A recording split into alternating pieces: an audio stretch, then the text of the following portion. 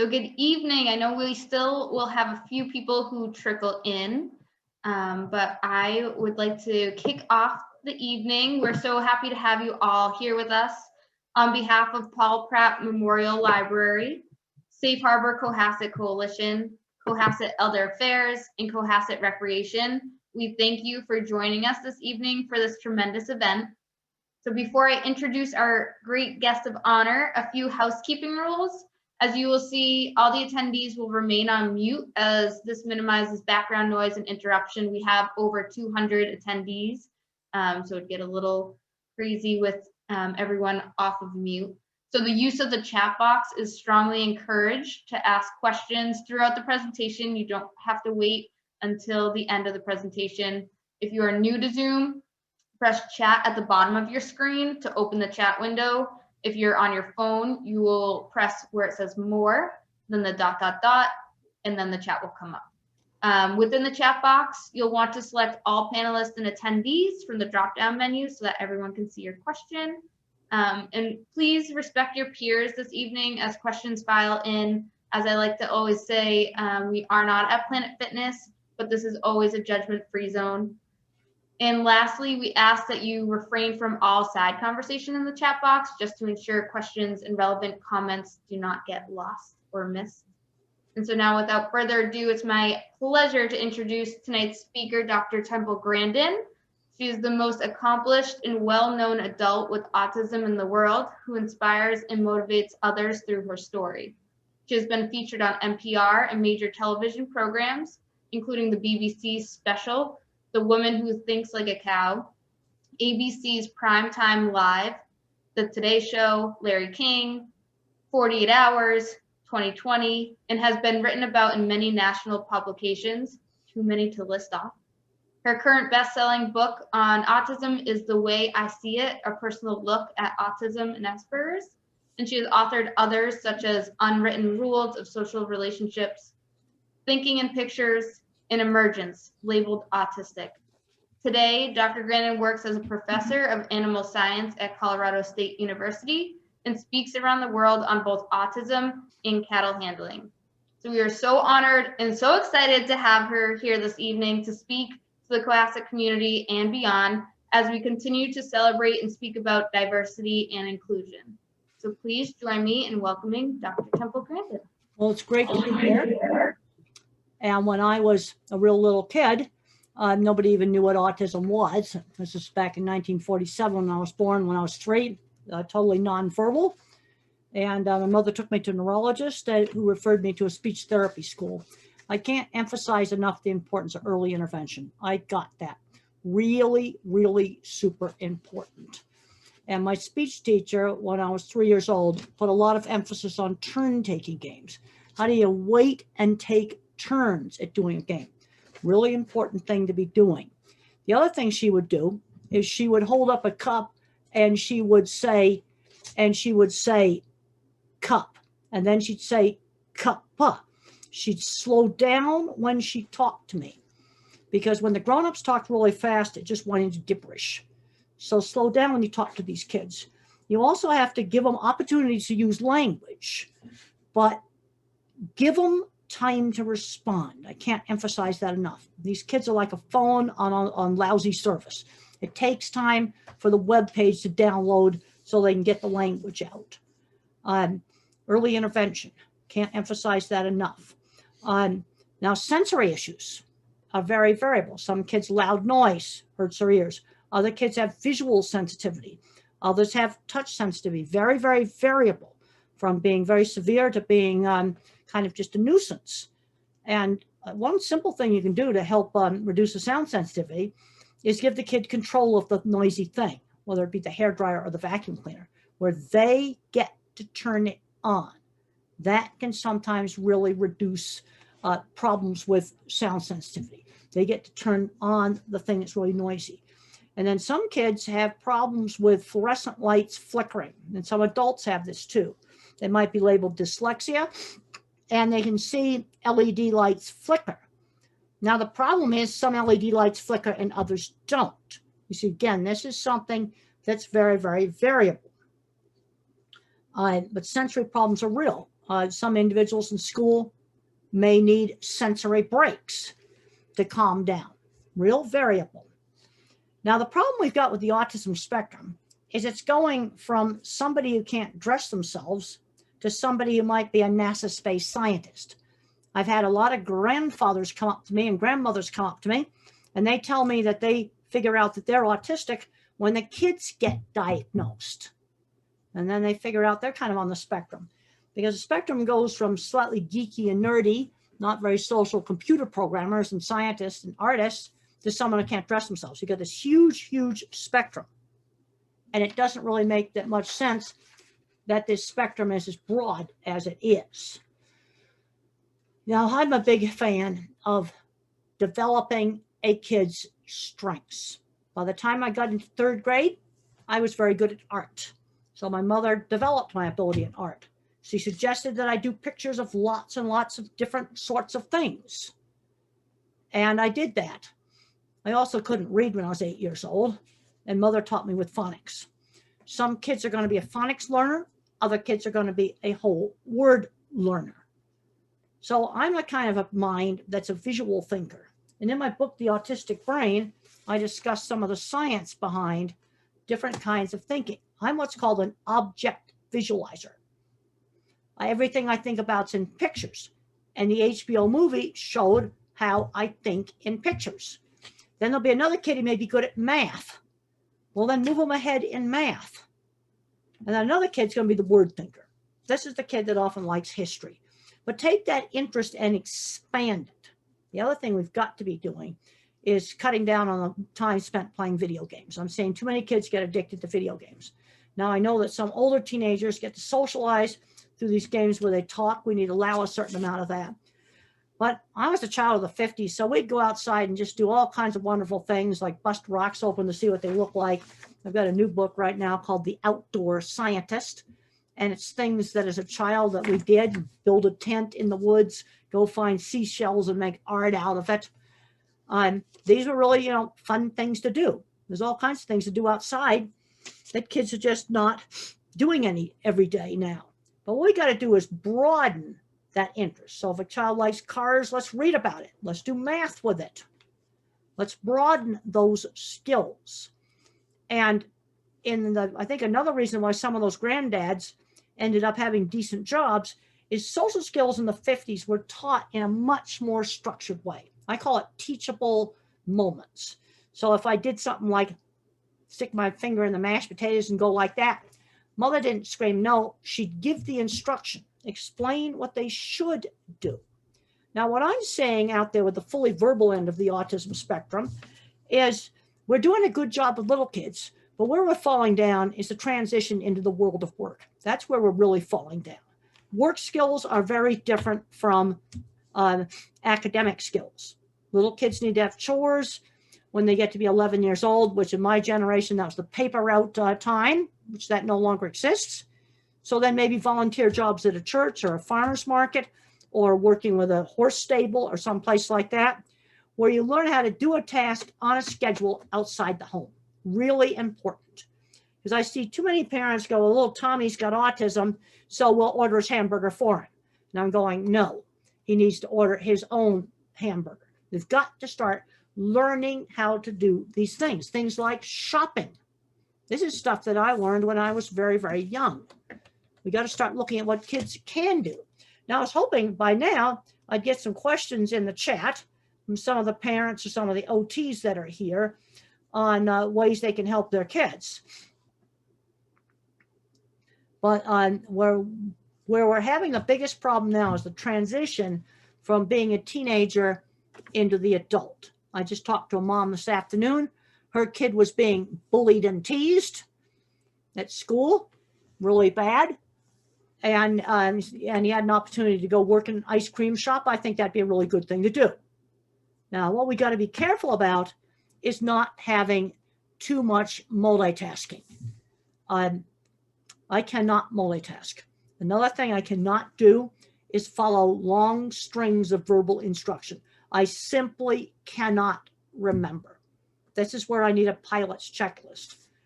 Step 1, step 2, step 3 for some task that has sequence. I don't remember sequence. So, and multitasking is going to be a big issue.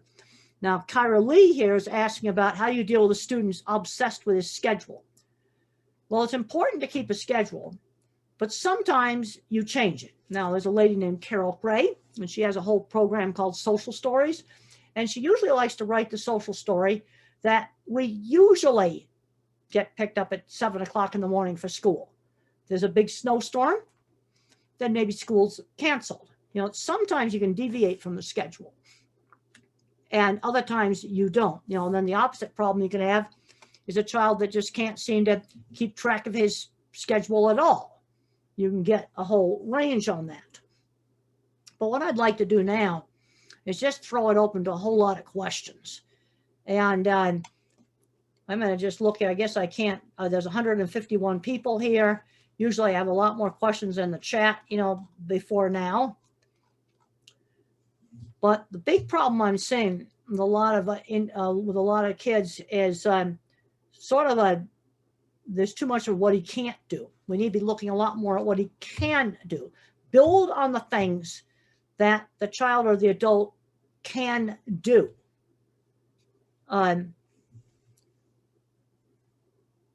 Okay, here's a teacher saying, how do you recommend that a special ed teacher help a parent who's struggling with letting their child succeed outside the home? I'm seeing this quite often with parents. I'm especially seeing problems with kids not learning how to shop. And I'm talking about fully verbal, smart kids that might be doing really, really well in school, and they've never gone shopping. I'll never forget a girl I met in the airport with her mom, about 12 years old. She had never shopped. So I pulled a $5 bill out of my wallet and I said, go buy something in that store. And she bought a drink and brought me back the change. It was the first time she shopped. She found out she really could do it. And there's, you know, we've got to learn these basic life skills. And some parents have a tendency to hold on too much, and their kids not allowed to do just some of the most basic stuff. And you can start out with it slowly, like maybe, okay, you stop at a gas station and you just say, give them some money and say, well, run in there and get, you know, a jug of milk. Then you're right there and you can see in the window and watch. Okay, just starting out, just very simple things like that. There's a tendency sometimes to get totally locked into the label. Because when I was working in, I worked with a lot of big companies, designing livestock facilities. I worked with construction crews that were building the things that I had designed. And I'm going to estimate that 20% of the people that I worked with were either autistic, dyslexic, or ADHD. And I am saying that seriously. So one of the worst things the schools ever did was taking out all the hands-on classes. We've got kids today growing up that never used tools. I think that's really a big problem. Now, when I talk to parents, I'm sometimes, you know, I just tell them, you know, if you don't start to let go some, your kid's just simply not going to develop. And okay, now you have a child that's not doing well with academics. I was one of these kids when I was in high school. I was terrible at academics and I could care less. I actually got thrown out of 9th grade for fighting when kids bullied me. I ended up going to a special school and they put me to work running a horse barn. So I spent 3 years running a horse barn, School of Horse Barn Management. But I was learning how to work. And I look back on this, this is really important. I was responsible for putting the horses in and out of the barn, cleaning 9 stalls every day, and feeding the horses. So I'd have to find out this child that's having a low endurance for academics, a bit more about him. Age, what kind of academics is the problem? Maybe we can change the way we're teaching some of the stuff. There's a lot more I'd need to know about that child. Okay, in my transition, teenage years were absolutely the completely worst part of my life. Absolutely the worst. Bullying and teasing. And the only places I was not bullied was when I had a shared interest with other students on things like Model Rocket Club or horseback riding. You know, we need to get these kids involved with things where there's a shared interest. That's where they can get friends. And okay, here's somebody asked to learn differently. I didn't really realize it, and I had no idea why I learned differently, because when I was a child, none of the books were available. That stuff didn't start to be available really until I got my late 20s. I didn't know for many years that other kids didn't think in pictures. I thought everybody thought in pictures. I didn't really fully understand the difference there until I was in my late 30s.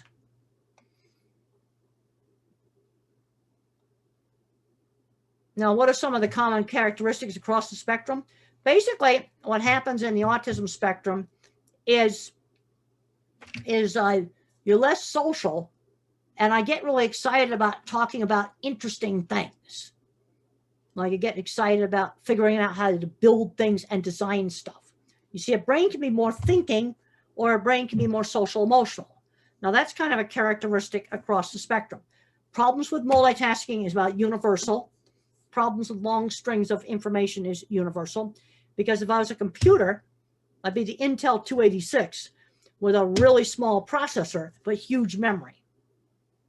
And so attention shifting is slow. Time to respond can be slow. That tends to be kind of universal. Small processor, big memory.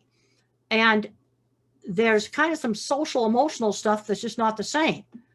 Like when I got a chance to go visit Cape Kennedy and get to see a SpaceX launch, that was like the total geek out. I just, I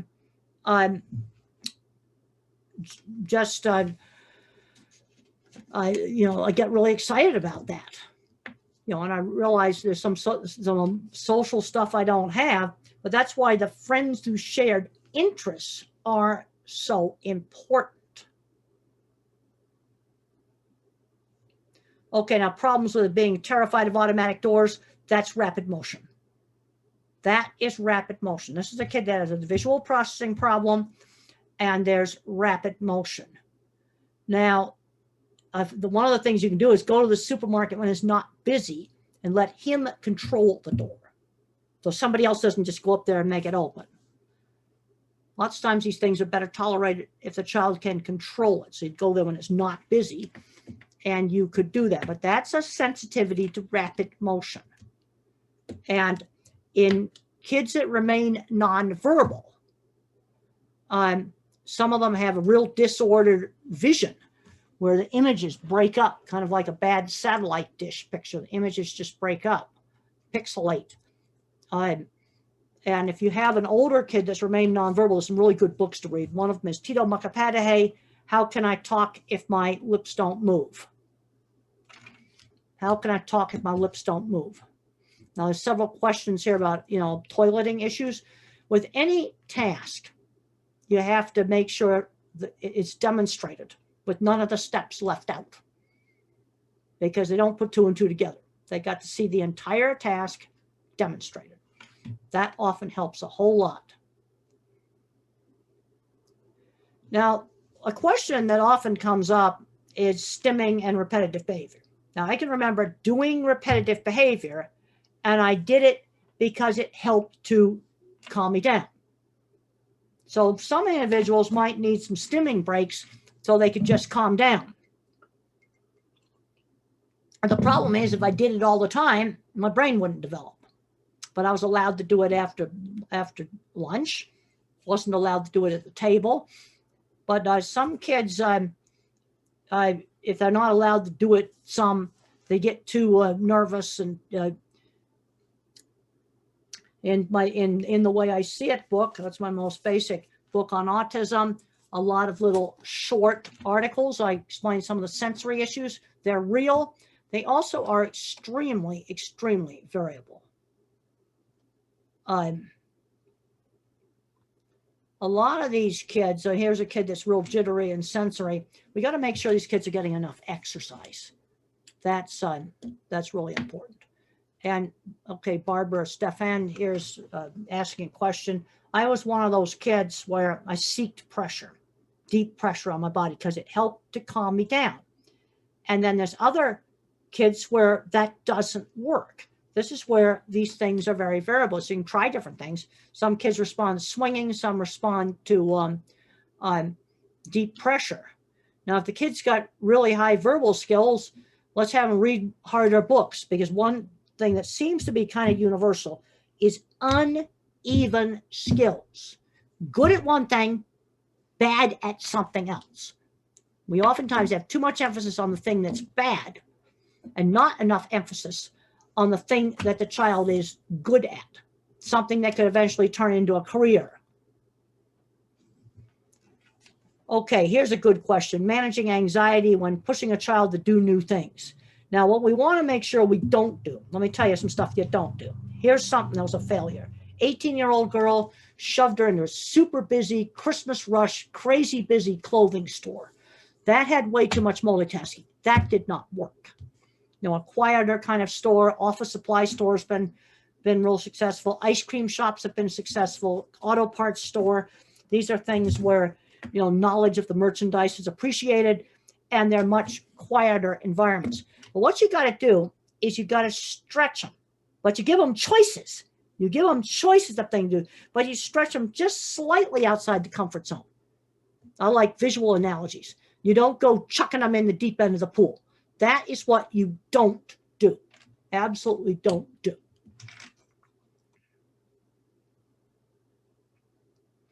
Okay, going to bed at night with a 4 or 5-year-old, I was one of those. Well, a mother did with me is I could stay up all night, but I had to stay quiet and I could only have the reading light on. And I had to get up and get ready for school. The rule was only the reading light could be on. And that time, I mean, now he's 5 years old and discipline's been an issue.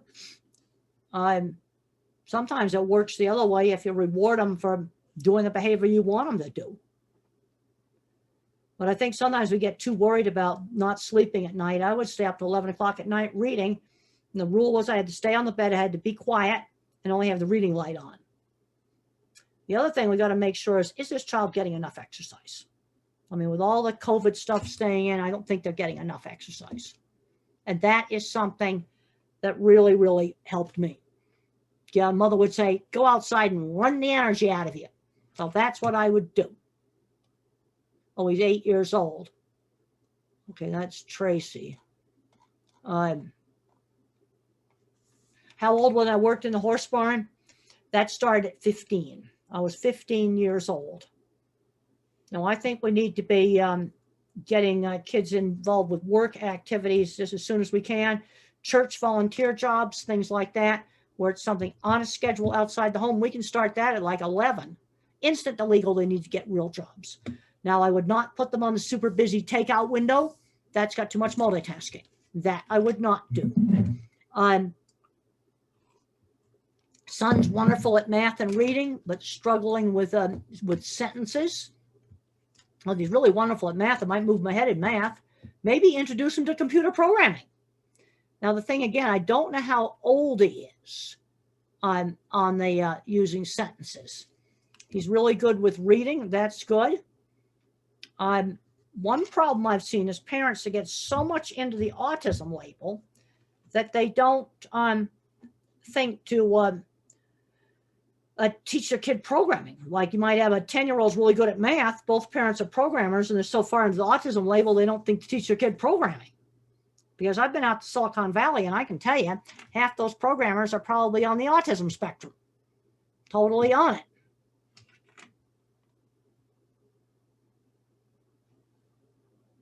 This whole thing, here's a question about how hard to push a kid. What you have to do is stretch. And there's kind of a knack to this. When I was 15, I had a chance to go to my aunt's ranch and I was afraid to go. Mother said, I'll give you a choice. You can go for a week or you can go all summer. Not going? Nope. I could pick one or the other. I think one thing that can help you to push them slightly outside that comfort zone is giving them choices of the activity. So they feel they got some control. You could do this activity or that activity. And I like to use the term stretching because we don't do something like shove them into a busy takeout window where that's going to be setting them up for failure. That we don't do. Now, as far as the pandemic's concerned, I found that one of the things that's helped me is get up every morning, get showered, dressed for work by 7 or 7:30 every single day. That has helped me a lot. And then thinking about my book, The Outdoor Scientist, well, these are some great things for the kids to do. They can do it during the pandemic. Like watching animals, for example. I watched a squirrel bury a nut about 10 feet from my front door. And he'd dig a bit, then he'd put the nut in his mouth because the hole wasn't deep enough. Then he'd try the nut in the hole, and then he'd dig it a little deeper. Then he'd do it again. And on the third try, he had the hole deep enough. That was something 10 feet from my front door that I could sit and watch. There's all kinds of interesting things to observe outside, things that we used to do as kids. And kids are not doing these things. Okay, how about ABA? Okay, that subject comes up.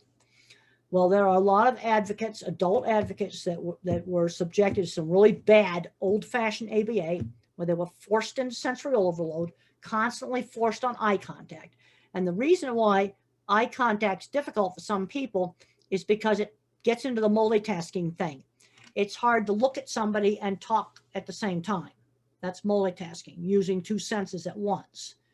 And a lot of the more modern ABA recognizes sensory issues. The old-fashioned ABA did not recognize sensory issues. Now, I have found that a lot of good teachers working with really young kids tend to use the same technique, and it doesn't matter what the name of the program is. So the thing I always ask parents, especially with young children, is your child progressing? So progression would be more language, more skills like dressing, brushing their teeth, eating with utensils. And the other thing, if your child absolutely hates therapy, doesn't want to go, that's a bad sign. If your child likes therapy, then and he's progressing, then the therapist is probably doing something right. See, but the problem with ABA is there's so many different kinds of ABA. And a lot of this old-fashioned rigid stuff, people are getting away from it. And they're finally recognizing, yes, sensory issues are real. You see, in those older advocates that got subjected to that, you know, it was really bad. Increased focus on a job. I got to find out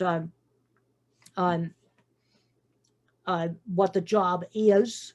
Maybe it's not the best job for that individual. This is where I'd have to have more information. You know, and we then somebody hear about getting hands-on things in the schools. Well, I think a big problem with a lot of kids today is that they're totally removed from the practical. I'm talking about all kids. So you've got students today who don't know how to use a ruler, never used a ruler in their life. They don't know where food comes from. They don't know where anything comes from. We've got problems with power grid falling apart, and you've got everything's abstract. Well, we need people to fix this stuff. Now, us visual thinkers like me, okay, what kind of jobs would my kind of mind be good at? Art, graphics, design, machinery design, and mechanics. Those are the kind of things my mind would be good at. The mathematicians, physics, computer programming, engineering. Those are the kind of things they'd be good at. The word thinkers, really good at writing, also could be really good at specialized retail, where they'd be appreciated for knowledge of a specialized product. But we got a lot of kids today, well, I don't think they're getting exposed to enough stuff to figure out what they might want to do for a career. And we need to figure out in the neighborhood how we could get kids, you know, using tools and doing more stuff. I read an interesting paper about inner city, you know, low income community, and they were looking for resources that were in that community. Well, there was a community center, there were churches, you know, you got retirees. Maybe a retiree would like to teach some kids some mechanics. That'd be something you could just do in the neighborhood. Okay, and this is a kid that cries all the time in class. Well, the first thing I want to find out is it sensory? Maybe there's some noise in that classroom that sets them off. And the other thing I'm very concerned right now with certain kids is some of these LED lighting. And there's so many different kinds of LED lighting. And I don't know which ones flicker and which ones don't. That's the problem. Some flicker and some don't. You know, it used to be just get rid of fluorescent lights. But now it's getting hard to buy the old incandescent lights, the energy waster kind of lights. They absolutely don't flicker. Like my supermarket doesn't even have them. And another store I went to, I could find one incandescent bulb.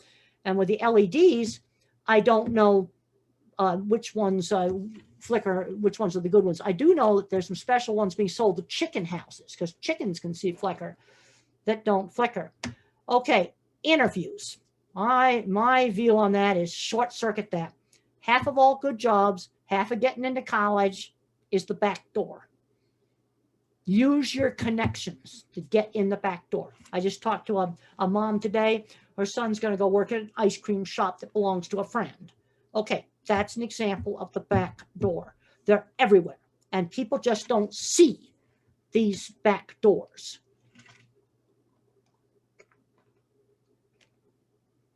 Okay, you've got a kid who you're not sure he understands what he's reading. The thing about reading is there's different levels of comprehension. And there's a tendency for it to ask questions that are too abstract. Let's start off with just very, very factual questions. Like Jane went to the store and bought cake mix. Okay. All right, what did she do? That's vocabulary. But let's say it was Jane went to the store and bought cake mix, frosting, and candles. Okay, now what is Jane planning to do? There's a birthday party. You see how that's the next kind of level of abstraction. The first level is just the vocabulary. Jane went to the store and bought cake mix. But then when you talk about some other things she bought, like candles, then it's obvious that there's going to be a birthday. You see, that's the next level of abstraction. You see, as a visual thinker, I don't think abstractly. I was just on a call talking with the head of the Cattle Association about, we got kids today totally removed from the practical. And we've had things like power plants breaking and freezing and all this kind of stuff like this. And it's all talked about in abstractions. Well, that stuff to me is not abstract. All right, what froze? What exactly is it? I need something I can visualize, and then maybe we can figure out how to fix it once I find out what it is. Okay, here's another question. This has come up before about pushing outside the comfort zone. Now, this thing is a delicate balancing act. And sometimes the way to do it, and what I did with the 12-year-old in the airport, is I just casually gave her the money and told her to do it. I didn't say, all right, I'm going to stop at the gas station. And you're like 10 minutes away from the gas station. And then you say, I'm going to have you go in and get the milk. The kid's going to be getting all nervous. Sometimes it works better to just sort of casually do it. Once you run in and get the milk, and they do it. Start in baby steps. Not doing the whole grocery shopping or out grocery shopping. Have them run over the next aisle and get something. Just work into it gradually. And there's always some choice. Okay, here's the one that throws a fit when the schedule changes. See, that's where Carol Gray talks about we usually do things a certain time, but then there can be things that can change it. It might be a snowstorm or some other problem like that, which can change things. Surprises are bad. Now, of course, when I was for the last year, I wasn't doing very much flying. I went on my very first flight about just a few days, 6 days ago. And things change all the time at the airport. You can have a storm, it cancels flights. Well, then I know what to do. I kind of have a contingency plan for that when things change. You have to learn, well, you usually do it at a certain time. And then you have a contingency plan. Okay, let's say school's canceled, then because of snow, then what's your contingency plan? Okay, here's a good question. What are people better at with autism than people without autism? I can tell you right now, running Silicon Valley. You got people running Fortune 500 companies that are on the mild end of the autism spectrum. There's a lot of things they're better at. Programming computers, doing artwork, mechanical stuff, engineering. There's a lot of things they're better at than neurotypicals because they have an extreme skill, extreme visualization skill, or an extreme ability in math or music. Those are things sometimes they can do better. But you shortchange some social circuits. And there was a study that showed that that the same genetic code that codes for making humans have a gigantic brain also is involved with autism and schizophrenia. It's brain development genes. You can't get rid of it. It's an embedded trait. A little bit of autism trait where you're kind of nerdy and you're not that social would just be a personality variant. That's all. Then it gets more severe. He said, when someone likes Mickey, sometimes he doesn't like what he sees on the show and gets very upset, mad, crying. Well, I got to try to figure out what he's seeing on the show that he didn't like. See, this is where I got to get more specific, because there's usually some logic to it. Perspective taking and things like that. Everything I learn is by specific example. Here's a specific example of a social situation that did not work. Here's a situation that did work. One of the things that the autistic kids got to learn is not keep going on and on and on and on, yakking about his favorite stuff over and over and over again, because other people are going to get bored with that. You know, there's a give and take. That gets back to turn taking. You've got to learn to wait and take your turn.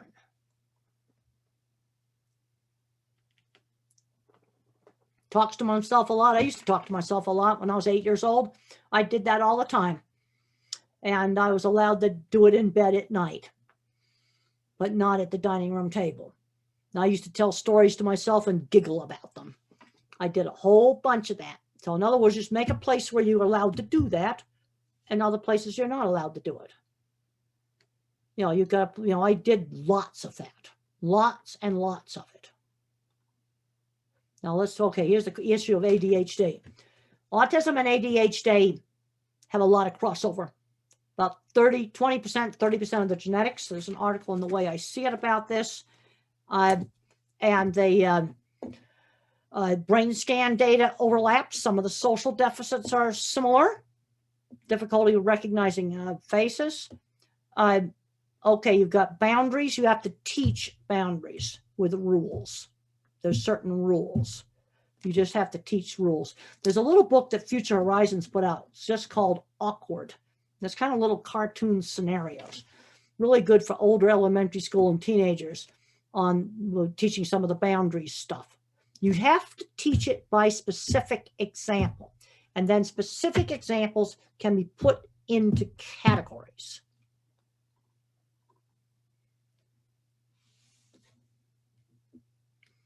Okay, here's a dude who does really good on the job, but he's not so good on the social emotional side of the job.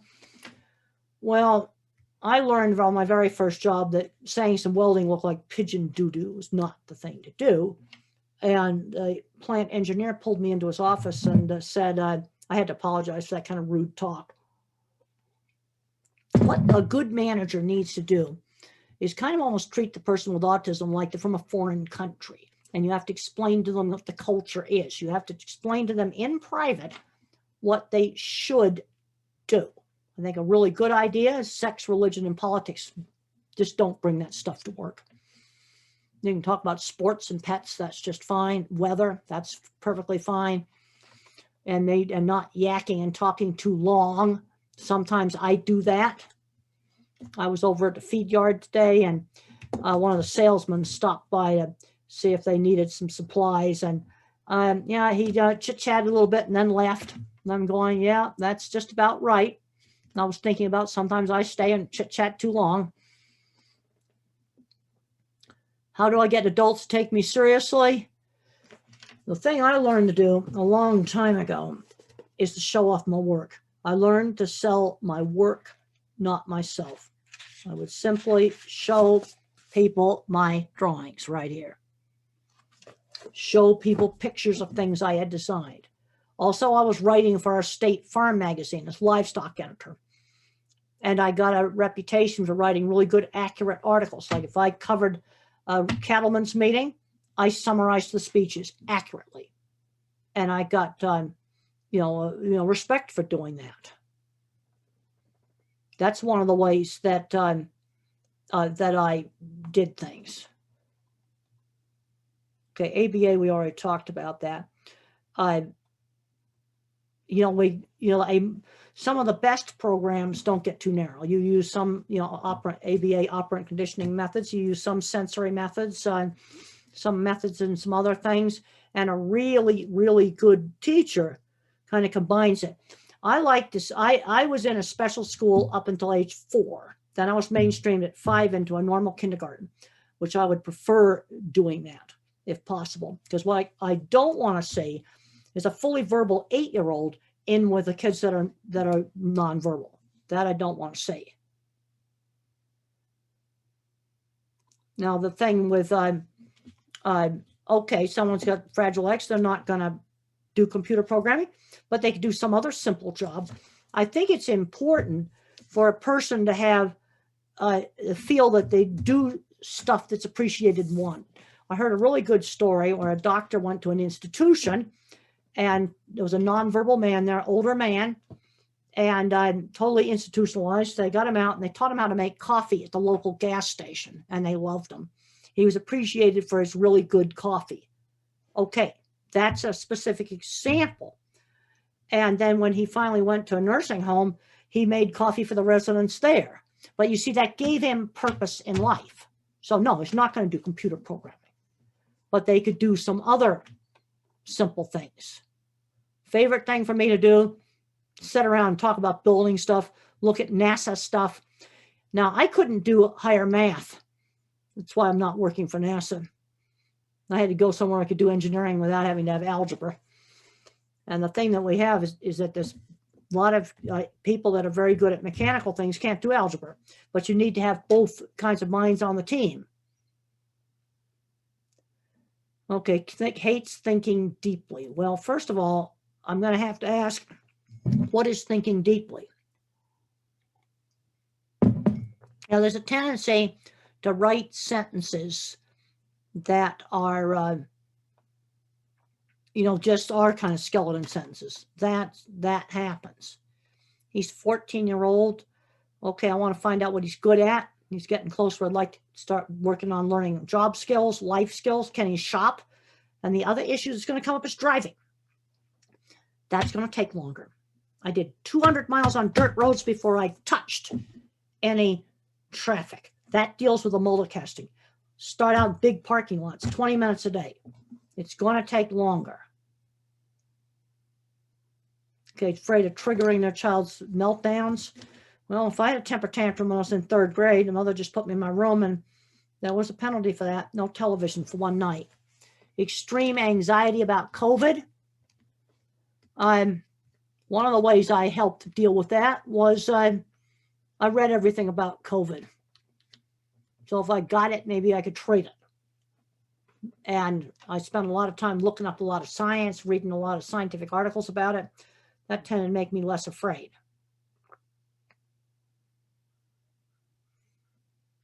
Well, good. You like my flower there? People ask me how I kept that poinsettia alive for so long. I put a ton of water on it. I'm just drowning it.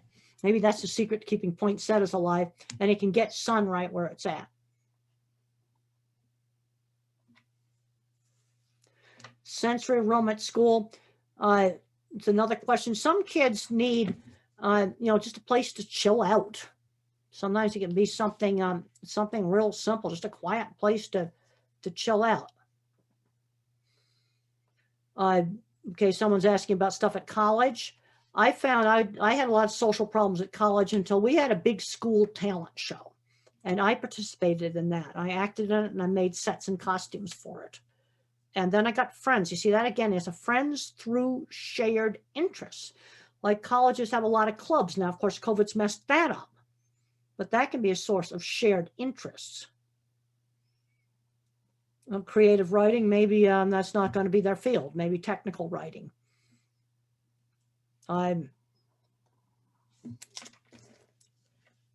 Doing chores, let's just start out, with helping to clear the table, helping to set the table. Just simple stuff like that.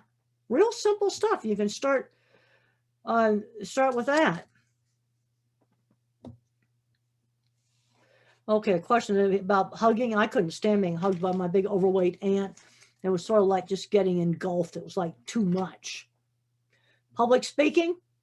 I walked out of my first talk I did in graduate school. Nope, you just have to do it.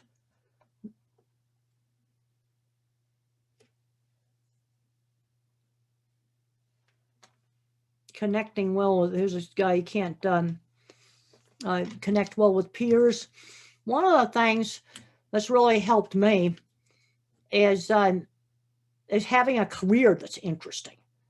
so I can use my mind to figure out how to build things, figure out how to invent things. That's what my mind likes to do. You know, on this particular, for Carrie right here, I'd want to find out more about this boy, what kind of things he's interested in, maybe activities we could get him in. I'll tell you, the number one problem I see with students in college is when they fail the first quiz, they don't ask for help. That's caused a lot of students to flunk out of college. When I failed my first math quiz, I got help. I had to be tutored in math at every school I went to, and I got those tutors when I failed the first quiz. Biggest mistake that kids make. Got a preschool, again, helping a very hyperactive student from throwing stuff off of tables and somersaulting and stuff. Well, maybe let's give him a time where he can do somersaulting and be real hyperactive, and then reward him for not chucking stuff off of tables. But he may need some time where he can go out and do some of these, you know, really energetic things.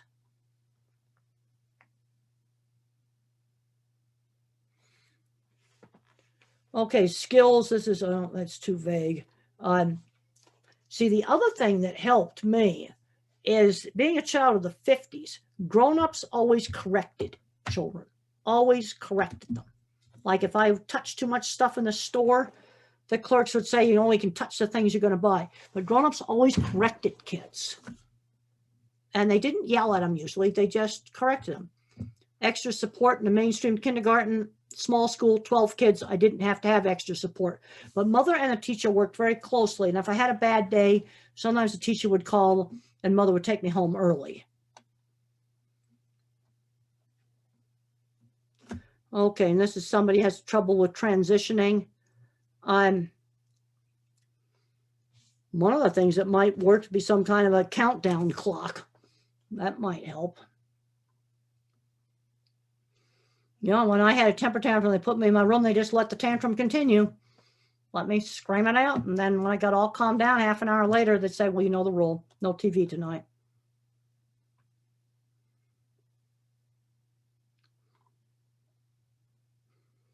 Okay, so one boy's saying his brain gets clogged.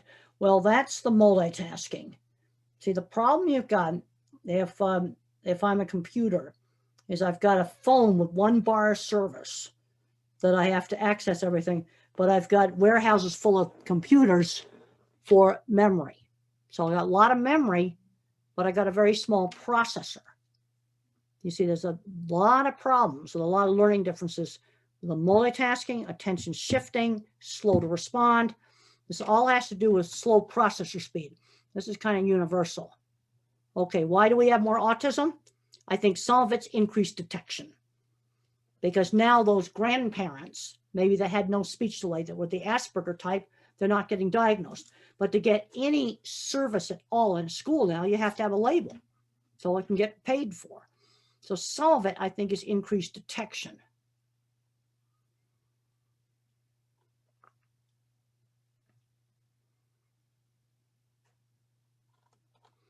Maybe someone want to turn on a mic and ask a question. Okay, so here's the thing about overstimulation. Well, sometimes you just got to go somewhere and chill. You know, a lot of autistic adults have talked about masking, where they're in an environment where maybe the lighting is overstimulating them, or noise is overstimulating them. Sometimes you just got to get away from it.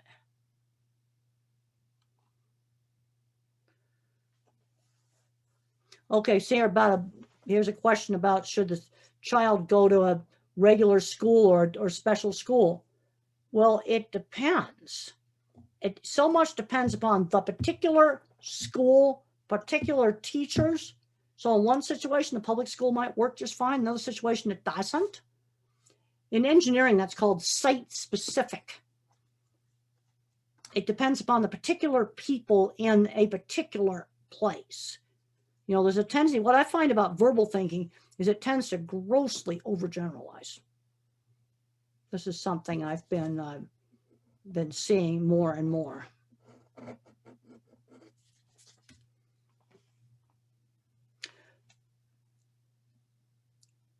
He told the teacher to shut up.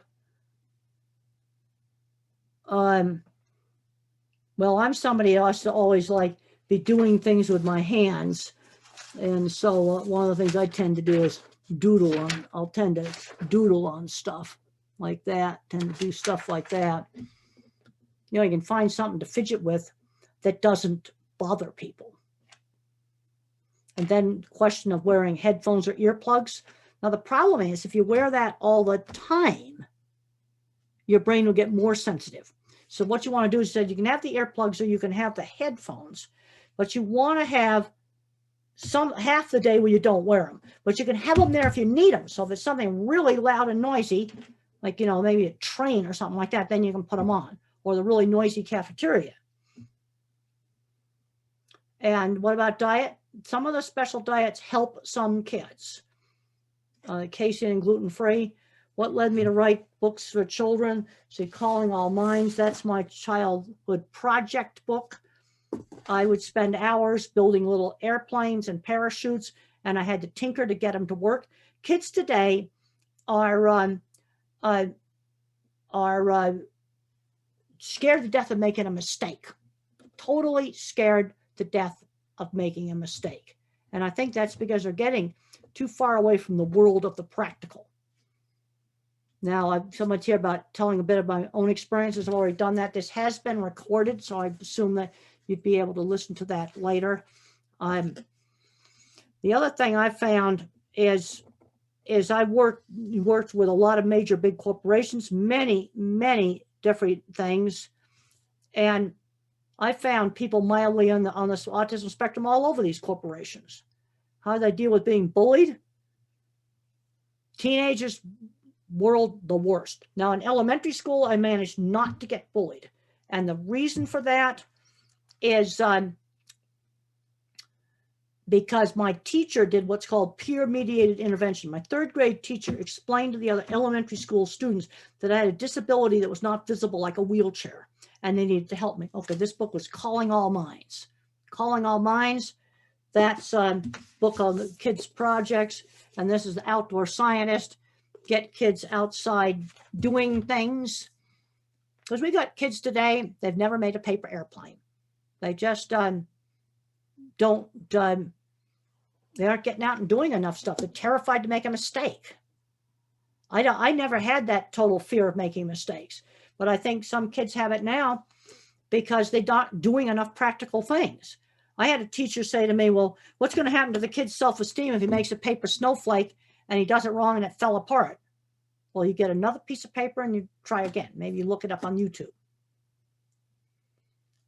Okay, what I did for special school when I was 4, there were about 6 kids in the class, and there'd be a group activity where we did a lot of turn taking, lots and lots of emphasis on turn taking. And then Miss Reynolds, my teacher, would take each child out for about 45 minutes of intensive one-on-one speech therapy. That was about how it worked for me. It was just 2 teachers working out of their home, and they did a lot of the same things that good teachers do today. That's basically what my special school looked like.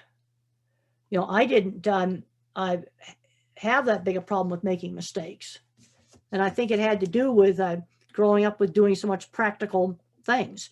In fact, if you watch the HBO movie, which shows visual thinking exactly how I did it, there's a scene in there where I have to figure out how to make the optical illusion room. The teacher wanted me to figure it out for myself, and I made lots of mistakes.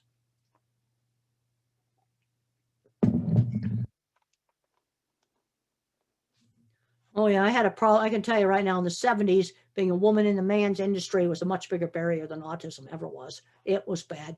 I had to make myself twice as good as a guy. That's what I had to do. It was terrible. Yeah.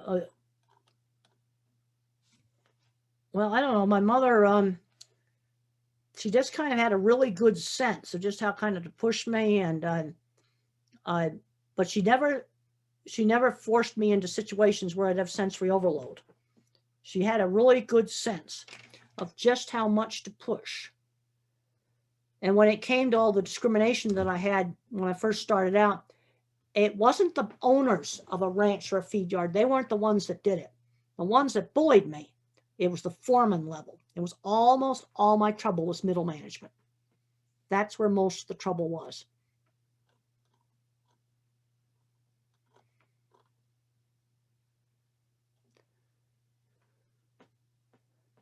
Okay, here's somebody who's extremely irritable. I'd have to learn more about this kid, age, and what's bringing on the irritability. And when I was a kid, when I was in elementary school, my elementary school years really went good. My bad time was from puberty on. High school, that was the worst, absolute worst part of my life. Somebody's asking about the HBO movie. You can get it on Amazon Prime or on HBO, and the name of the movie is Temple Grandin. Real simple, Temple Grandin. You can look up the movie, and it will show you exactly how visual thinking works.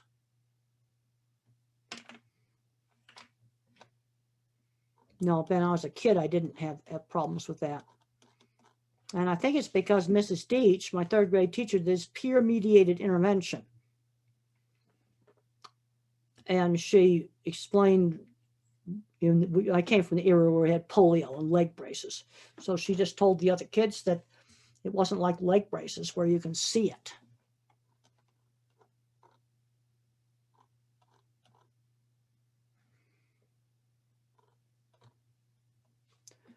What helped me through the teen years? Friends who shared interests. I had friends in horseback riding, model rockets, and electronics. Also, this was the time when I worked in the horse barn.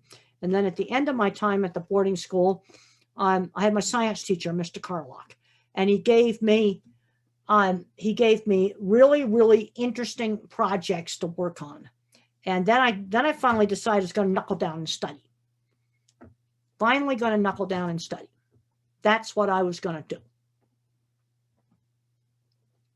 And that's where a good teacher can really turn a kid around.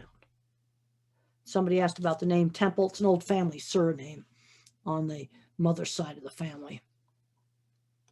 But those are the things that helped me through the teen years, were things like friends who shared interests. And when I was in college and I still had some bullying there, it was getting involved in the big school talent show.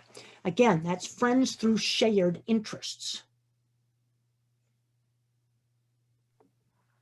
That's something I just can't emphasize that enough. Dr. Grandin, it has been incredible experience to have you here answering all the questions. And I don't want to interrupt. I just want to feel out all of our attendees. We still have over hundreds of attendees here. Final questions we ask that you put into the chat box, because I'm looking at it right now, and the worst part of my life was the teenage years. And the other thing I found when I got out in the industry is the amount of people, especially on doing mechanical things, that were dyslexic, ADHD, or autistic, and then you go out to Silicon Valley, there's programmers out there that I know are on the spectrum. And the problem you've got is that it's so broad. You see, then you're putting the same name on someone who's nonverbal and can't dress themselves. And if you're working with older nonverbal kids, there's some books, really good books to read, written by people who type independently that are nonverbal. I really like How Can I Talk If My Lips Don't Move by Tito Mukapadahe. There's also The Reason I Jump and the sequel to The Reason I Jump. You know, these are people that type independently, and they describe a sensory disordered world. Vision breaking up like a bad satellite TV. What tends to happen on Zoom is it just freezes and crashes. The image doesn't break up the way satellite TV breaks up, pixelates. Well, the other thing I try to do is philosophical thinking. I have to have a specific example. I was just reading an article the other day about people that worked in a big hotel, and they prided on the beautiful banquets and things they put on a lot of their staff there. And the hotel was closed due to COVID. And even though they were getting, unemployment and stuff, one employee said he had existentialism problem. Well, the way I look at that is his sense of being sense of having a life was tied up in doing that job, and he couldn't do it anymore. It was sort of his purpose in life. And in order to understand an abstract term like that, I have to have a specific example. The second book written by a nonverbal is The Reason I Jump. It was a big New York Times bestseller. And then Noki, the Japanese boy that wrote that, as a sequel to The Reason I Jump. It's actually a better book. He's older and he explains things better. But you really want to understand what's going on in the mind of a nonverbal. He describes how he can't control his movements. He said he was like a broken robot, couldn't control his movements. And the reason why a lot of nonverbal individuals smell and touch things is because those senses work and give accurate information. Where hearing is cutting in and out like a really bad cell phone, and it's pixelating. But you see, I have to convert things to a picture. You understand specific examples. A real common problem is real black and white thinking on good and bad. Well, you can have degrees of good and bad, and I can do it with specific examples. Killing somebody is much worse than stealing an apple from the grocery store. Both of those are bad, but they're different degrees of badness. Robbing a bank might be somewhere in the middle between those two. You see, I do it by specific example. And you could do degrees of goodness, holding a door open for somebody. I now think about the 2 wallets I got returned to people that I found at the airport. Now I see them. That's maybe a little more good than holding a door open. Maybe Mother Teresa's the ultimate good. But you see, again, it's specific examples of degrees of goodness and degrees of badness. Dr. Grandin, as we wrap up this evening, is there a place where all of our attendees can go if they want to find additional information? Well, yes, definitely. I have 2 websites. I have templegrandin.com. That's my website for autism. All my books are on that. Also, I've got a website for livestock. That's grandin.com. That has my livestock books on it. Grandin.com. It's my last name. And the autism website is templegrandin.com. And there's a lot of information on that website. You know, it's not just a book sale site. I've got I have a frequently asked questions department there, and there's lots of places where you can get questions answered. So I hope that nobody answered some people's questions. Absolutely. And on behalf of Safe Harbor and Paul Pratt Memorial, Recreation, Other Affairs. I got something I got to ask you, Nicole. Sure. People are asking if the recording is going to be available. Yes. So Paul Pratt Memorial is recording this right now, and Megan will coordinate where we post that, either on the site or send out to the attendees this evening. Okay. So they can get all the things, and really great talking to everybody.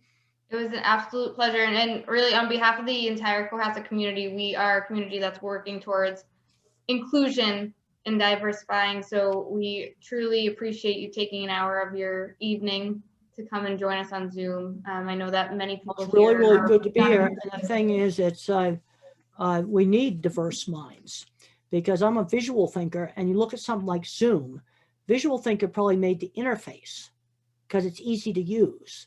The mathematicians have to program it. That's an example of the different minds working together. Incredible. Well, thank you very much. Last word. Well, great to be here, and I guess I'm going to leave the meeting, and thank you so much for having me. Thank you, Temple.